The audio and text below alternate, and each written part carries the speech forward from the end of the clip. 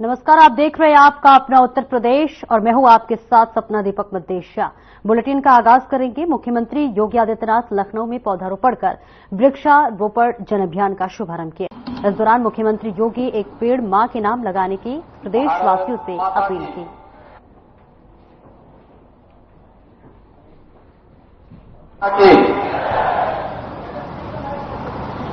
एक पेड़ मां के नाम आदरणीय प्रधानमंत्री जी के इस पावन आह्वान से प्रेरित होकर के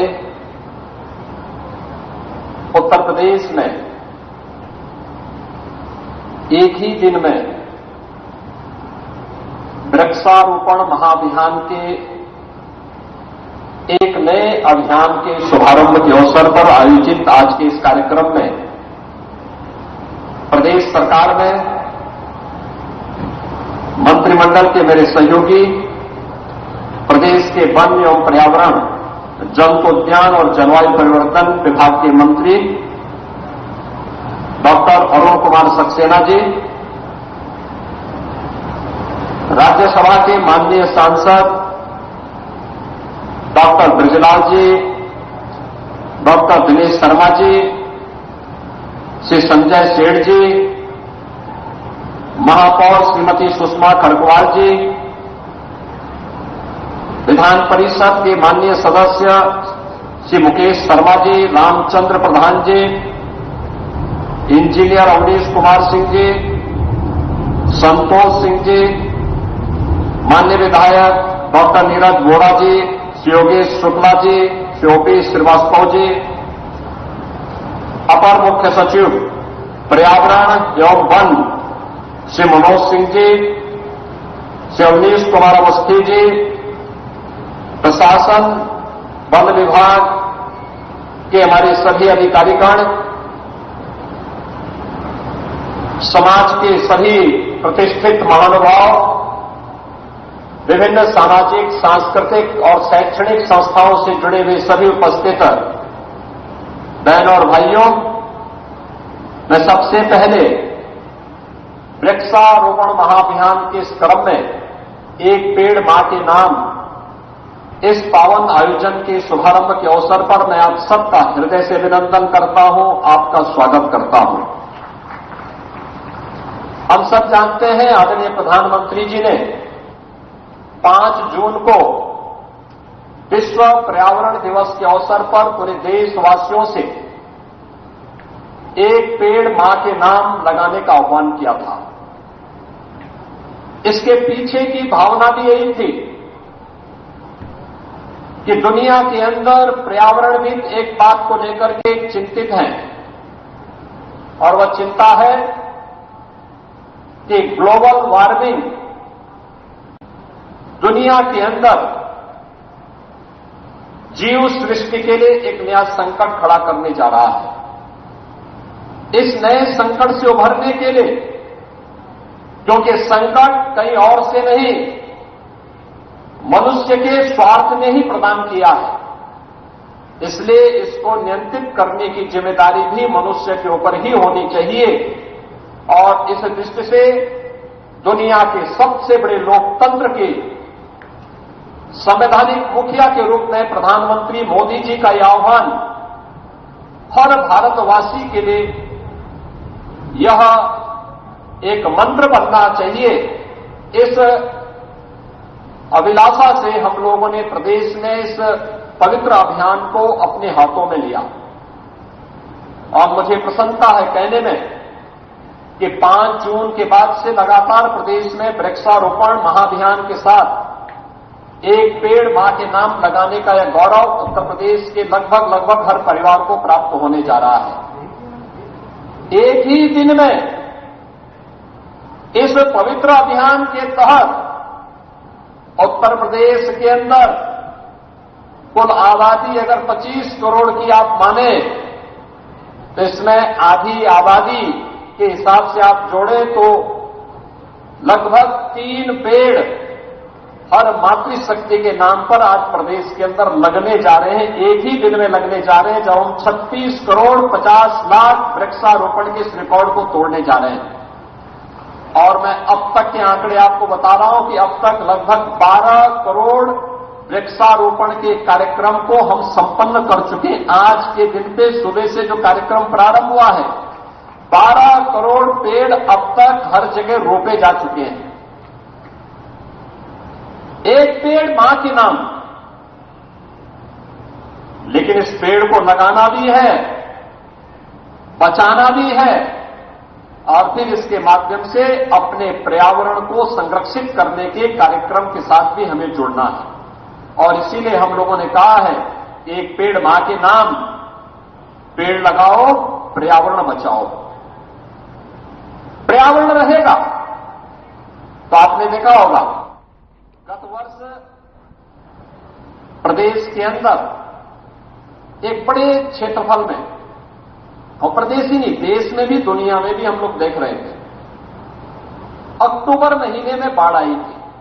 बाढ़ का समय अगस्त और मध्य सितंबर के अंदर अक्सर रहता है, लेकिन गत वर्ष अक्टूबर के अंत में बाढ़ आई थी। बहनों और भाइयों, जुलाई प्रथम सप्ताह में कभी बाढ़ नहीं आई थी। पहली बार जुलाई प्रथम सप्ताह में भी बाढ़ की विभीषिका को हम सब कुछ झेलने के लिए मजबूर हुआ था। 24 जनपद अकेले उत्तर प्रदेश में, 20 लाख से अधिक की आबादी, नेपाल और उत्तराखंड में आई अतिवृष्टि के कारण बाढ़ की चपेट में आए। ये ग्लोबल वार्मिंग के ही दुष्प्रभाव हैं। और मुझे लगता है कि इस बार का मई और जून का महीना लोगों को एक लंबे समय तक स्मरण रहेगा। टेम्परेचर सामान्यतः हम देखते थे, टेम्परेचर यहां का अमूमन जो देखते थे 42 से लेके 45 के बीच में होता था, लेकिन इस बार टेम्परेचर को 47 से लेके 50 डिग्री तक पहुंचते हुए हम सब ने देखा है। ये वे दुष्प्रभाव है जो ग्लोबल वार्मिंग के रूप में दुनिया के पर्यावरणविद हम सबको लगातार देते रहे हैं। और यह जल का संकट भी खड़ा करेगा। तमाम परिवर्तन के कारण असमय बारिश की संकट पैदा करेगा, कहीं सूखा का संकट खड़ा करेगा और इसके कारण होने वाले परिवर्तन से तमाम स्थलों पर अकाल पड़ने की संभावना भी पनपती हुई दिखाई देती है। इन सब से बचाव के लिए ही आदरणीय प्रधानमंत्री जी के मार्गदर्शन और नेतृत्व में उत्तर प्रदेश ने 2017 में सरकार बनने के बाद वृक्षारोपण के इस महाअभियान के साथ आगे अपना कार्य अपना प्रारंभ किया। और मुझे प्रसन्नता है आज जहां हम लोग एक ही दिन में 36 करोड़ 50 लाख वृक्षारोपण के इस कार्यक्रम को संपन्न करेंगे, वहीं पिछले 7 वर्ष में प्रदेश में भारतीय जनता पार्टी नेतृत्व की सरकार ने अब तक 168 करोड़ वृक्षारोपण के कार्यक्रम को संपन्न किया है। और 168 करोड़ वृक्षारोपण के कार्यक्रम के साथ जुड़ने के साथ ही प्रदेश के अंदर मुझे बताते हुए प्रसन्नता है कि जो हमने थर्ड पार्टी इन सभी लगाए गए पेड़ों को देखा है, लगभग 75 से 80% पेड़ अभी भी जीवित हैं, अच्छी वाटिका के रूप में वहां पर वे आगे बढ़ रही हैं। यह प्रदेश सरकार के द्वारा किए गए कार्यक्रम का अभियान का एक परिणाम है। और केवल इसको अगर मैं बोलूं, हो सकता है लोगों के लिए विश्वसनीय हो, आज वैश्विक संस्थाएं इसे मान्यता दे रही है। अभी आपने देखा होगा हमने 10 किसानों को यहां पे कार्बन क्रेडिट से, यानी कार्बन उत्सर्जन से जो पर्यावरण को क्षति हो रही है उसके बचाव के लिए जिन किसानों ने अब तक पेड़ लगाने के इस अभियान के साथ सफलतापूर्वक अपने कार्यक्रम को आगे किया, अपना रजिस्ट्रेशन कराया, वैश्विक संस्थाएं आकर के उनका निरीक्षण की, उन्हें यहां पर कार्बन क्रेडिट के रूप में धनराशि उपलब्ध करवाने की व्यवस्था भी नेट जीरो के लक्ष्य को प्राप्त करने की दिशा में दिया गया। और उत्तर प्रदेश सरकार के द्वारा इस प्रयास का परिणाम है कि उत्तर प्रदेश सरकार को इसके लिए 200 करोड़ रुपए का अनुदान भी प्राप्त हो रहा है, जिसमें वह कार्बन उत्सर्जन को रोकने में इन पेड़ों ने जो पेड़ लगाए गए लगातार उन किसानों को 5 वर्ष तक धनराशि मिलेगी। पहले चरण में हम लोग आज 25,000 किसानों को इस सुविधा का लाभ प्रदान कर रहे हैं। आप अनुमान कर सकते हैं कि 200 करोड़ रुपए किसानों के खाते में जाएंगे, पेड़ लगाएंगे। उस पेड़ का किसी ने इमारती लकड़ी के रूप में, किसी ने फलदार, किसी ने औषधीय, किसी ने पीपल, पाकड़, बरगद, किसी ने नवग्रह वाटिका लगाई होगी, किसी ने हरशंकरी लगाई होगी, किसी ने नक्षत्रशाला लगाई होगी और किसी ने अन्य कार्यक्रम के साथ जुड़ करके इस अभियान को आगे बढ़ाया। लेकिन वैश्विक संस्थाएं उसे मान्यता दे रही है। 200 करोड़ रुपए की राशि उत्तर प्रदेश को प्राप्त हो रही है। बहनों और भाइयों, लखनऊ आज प्रदेश का सबसे बड़ा महानगर के रूप में अपने आप को स्थापित किया है। ये प्रदेश की राजधानी भी है। हम लोगों ने कल ही इसको स्टेट कैपिटल रीजन के रूप में डेवलप करके इसके आसपास के क्षेत्र को आर्थिक प्रगति के एक नए मानक के रूप में स्थापित करने के एक बड़े अभियान को हम लोगों ने आगे बढ़ाने की कार्रवाई को भी आगे बढ़ाया। लेकिन याद रखना, विकास हम जितना करेंगे उस विकास का लाभ लंबे समय तक लोगों को तब मिलेगा जब भौतिक विकास के साथ साथ उससे होने वाली पर्यावरणीय क्षति को हम न्यूनतम स्तर तक पहुंचाने में भी सहायक होंगे। बहुत सारे इनिशिएटिव उठाए गए। आपने देखा होगा प्रधानमंत्री मोदी जी के मार्गदर्शन और नेतृत्व में 2017 के पहले जितनी भी शहरों के अंदर स्ट्रीट लाइट हुआ करती थी, ये स्ट्रीट लाइट हैलोजन के रूप में जलती थी। बिजली की भी ज्यादा खपत होती थी और उससे कार्बन उत्सर्जन भी ज्यादा होता था। लेकिन एलईडी स्ट्रीट लाइट के रूप में बदला गया। 16 लाख ऐसी लाइट हमने प्रदेश के अंदर बदली। परिणाम क्या रहा? बिजली की कम खपत, बिजली की बचत और साथ साथ उससे होने वाली धनराशि से जो बचत पैसा बचा है उसी से हम एलईडी स्ट्रीट लाइट लगा दिए। अलग से कोई धनराशि देने की आवश्यकता भी नहीं पड़ी। पर्यावरण को भी बचा लिया, बिजली को भी बचा लिया और साथ साथ हम लोगों ने अच्छी दुधिया लाइट हर सिटी के अंदर देने में हम सफल हो गए। ऐसे छोटे छोटे प्रयोग हो सकते हैं, जैसे प्लास्टिक, सिंगल यूज प्लास्टिक को पूरी तरह बैन करना। ये पर्यावरण के लिए भी और जीव जगत के लिए भी यह एक उत्तम प्रयास हो सकता है और वह भी हम लोगों ने प्रदेश के अंदर किया। और आज यहां पर एक कुकरेल नदी, जो कभी एक नदी हुआ करती थी, आज से 50 साल पहले कुकरेल से एक नदी निकलती हुई गोमती नदी में मिलती थी। लेकिन 84 के बाद इस पूरी नदी को अपने स्वार्थ के लिए भूमाफियाओं ने पाटना प्रारंभ किया और परिणाम क्या हुआ? जो कभी नदी थी वह फिर नाला बन गया और फिर वह उन बस्तियों के ड्रेनेज को उड़ेलने का एक माध्यम बन गया। उसने एक नदी को तो मारा ही मारा, लेकिन साथ साथ गोमती नदी को भी प्रदूषित करने का काम किया। जिस नदी संस्कृति के ऊपर मानवीय सभ्यता बसी हुई है उसको नष्ट कर दिया गया, समाप्त कर दिया गया।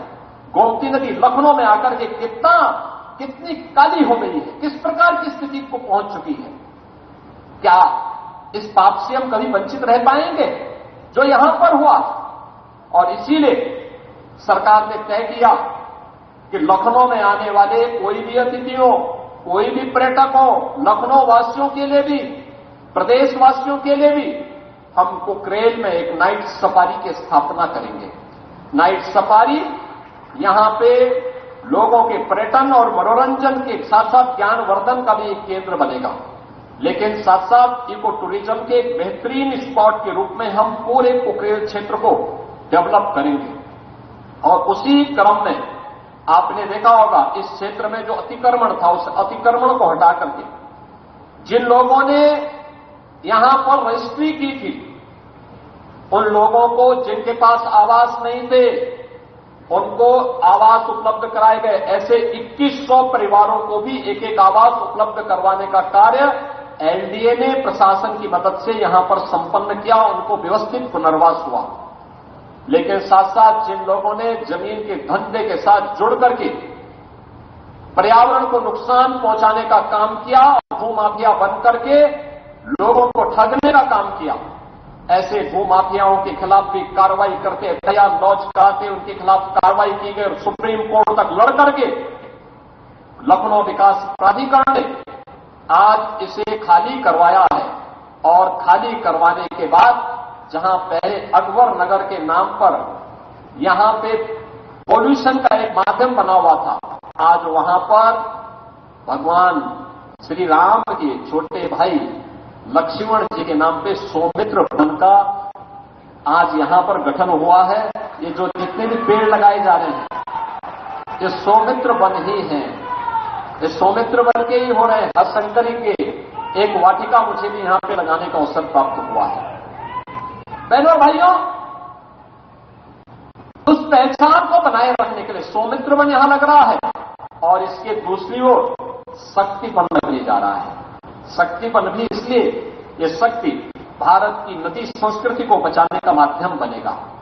एक पेड़ मां के नाम के इस कार्यक्रम को भी और नई मजबूती प्रदान करने में हम सबका मार्गदर्शन करेगा, प्रदेशवासियों को आगे बढ़ाने का काम करेगा। और आज का कार्यक्रम जिस स्तर पर सभी लोग इस अभियान के साथ जुड़े हुए हैं, मैं देख रहा हूं हर तबके उत्तर प्रदेश सरकार के सभी विभाग, क्या पंचायती राज, क्या ग्राम्य विकास, क्या नगर विकास, क्या पीडब्ल्यूडी, क्या गृह विभाग, क्या सामान्य प्रशासन, क्या स्कूली विभाग, क्या टेक्निकल एजुकेशन, क्या मेडिकल एजुकेशन, सभी विभाग वन विभाग के नेतृत्व में इस कार्यक्रम के साथ लगे हैं। हर जनपद लगा है, प्रदेश सरकार के मंत्रीगण लगे हुए हैं, माननीय सांसद, माननीय विधायकगण इस कार्यक्रम के साथ जुड़े हुए हैं। और मैं पूरे प्रदेशवासियों का आह्वान करूंगा, हमारे पास पेड़ों की कमी नहीं है। अकेले वन विभाग और उद्यान विभाग के पास 50 करोड़ पौध है। निजी नर्सरी में लगभग 4 करोड़ पौध मौजूद है। इसमें छायादार भी हैं, इमारती लकड़ियों से भी हैं, फलदार भी हैं, औषधीय वृक्ष भी हैं, सजावट वाले भी हैं। हर प्रकार के पौधे आपको वहां पर प्राप्त हो जाएंगे। प्रदेश सरकार ने यह भी तय किया है कि हम जगह जगह वाटिका विकसित करेंगे, जैसे सौमित्र वन और शक्ति वन यहां लगाए जा रहे हैं। इसी प्रकार से अलग अलग जगहों पर, कहीं हरशंकरी का, कहीं पे नवग्रह का, कहीं पे नक्षत्र वाटिका का, कहीं पर अलग अलग प्रकार के कार्यक्रमों के साथ जुड़ने का भी कार्यक्रम हो रहा है। प्रदेश की माननीय राज्यपाल महोदया स्वयं सीतापुर में इस अभियान को आगे बढ़ा रहे हैं। प्रदेश सरकार के हमारे सभी मंत्रीगण, माननीय जनप्रतिनिधिगण अलग अलग जनपदों में इस पवित्र कार्यक्रम के साथ जुड़ करके सभी प्रकार के जनप्रतिनिधिगण, महापौर, जिला पंचायत अध्यक्ष, ग्राम प्रधान, ब्लॉक प्रमुखगण, क्षेत्र पंचायत के सदस्यगण, समाज के अलग अलग तबके के लोग भी इस पवित्र कार्यक्रम के साथ जुड़े हुए हैं। और सायंकाल होते होते आपको इस शुभ सूचना मिलेगी कि उत्तर प्रदेश ने जो अपना टारगेट तय किया था, उस टारगेट को अचीव किया है और इसके साथ ही एक पवित्र अभियान को हम एक नई ऊंचाई तक प्रदान करने का काम भी करेंगे। आज के इस अवसर पर मेरा आप सबसे आह्वान होगा कि जब एक पेड़ मां के नाम पे लगा रहे हैं तो इसको बचाने की जिम्मेदारी भी हमें रखनी पड़ेगी। इसलिए पेड़ लगाओ, पेड़ बचाओ भी, और पेड़ बचेगा तो पर्यावरण भी बचेगा। और इसीलिए हम लोगों ने कहा है, एक पेड़ मां के नाम, पेड़ लगाओ और पर्यावरण बचाओ। पर्यावरण बचेगा तो ग्लोबल वार्मिंग और हीट वेव की विभीषिका से हम बच पाएंगे, जीव जगत को बचा पाएंगे, जीव जंतुओं को हम बचा पाएंगे। और अगर हमने पर्यावरण के साथ एक सीमा के बाद खिलवाड़ किया, इसकी भारी कीमत जीव सृष्टि को, जंतु सृष्टि को चुकानी पड़ेगी। वह नौबत आने पाए। अब इसके लिए अलार्मिंग होने लग गई है, खतरे की घंटी बज चुकी है। इससे पहले कि खतरा हमारे सिर के ऊपर से बहता हुआ दिखाई दे। और फिलहाल इस बुलेटिन में इतना ही। खबरों का सिलसिला आगे भी जारी रहेगा। नमस्कार।